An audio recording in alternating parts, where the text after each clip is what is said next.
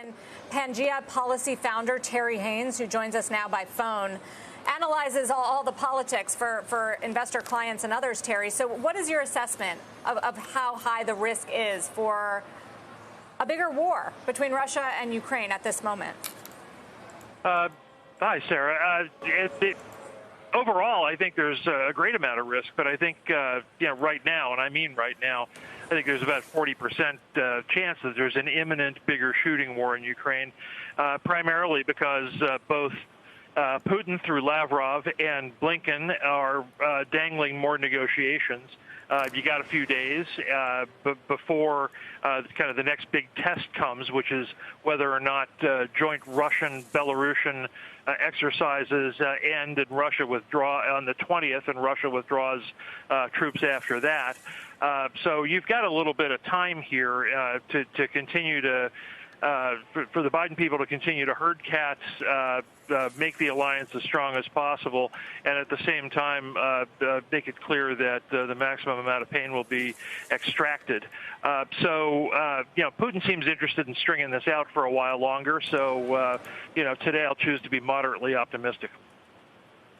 The market's not taking that choice right now, Terry. It looks like we're selling off, and there's continued fears that diplomacy, which we've been trying to see play out for the last few weeks, is just not happening. What do you make of how the Biden administration has handled it so far, and the alliance with NATO and allies? Look, I think the president's in a very difficult spot, and I think he's done very well in that spot, generally speaking.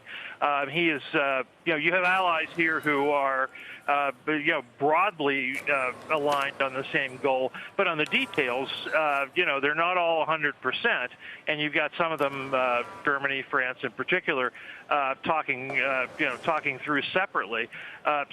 You've got some, not perfectly aligned interests. Putin is doing his best to try to exploit that lack of complete alignment, and the rhetoric coming out of both sides, taken all by itself, is quite alarming. So I don't blame people for being alarmed, but then I don't make light of it. But at the same time, I do think that what you get through the alarm is you've got both sides saying that they are willing to continue negotiating, and that's a moderately positive sign at this moment.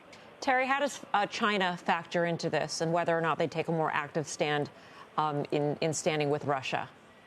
Hi, Melissa. A couple of things. What Russia wants is very broadly is an acknowledgement that it has a sphere of influence.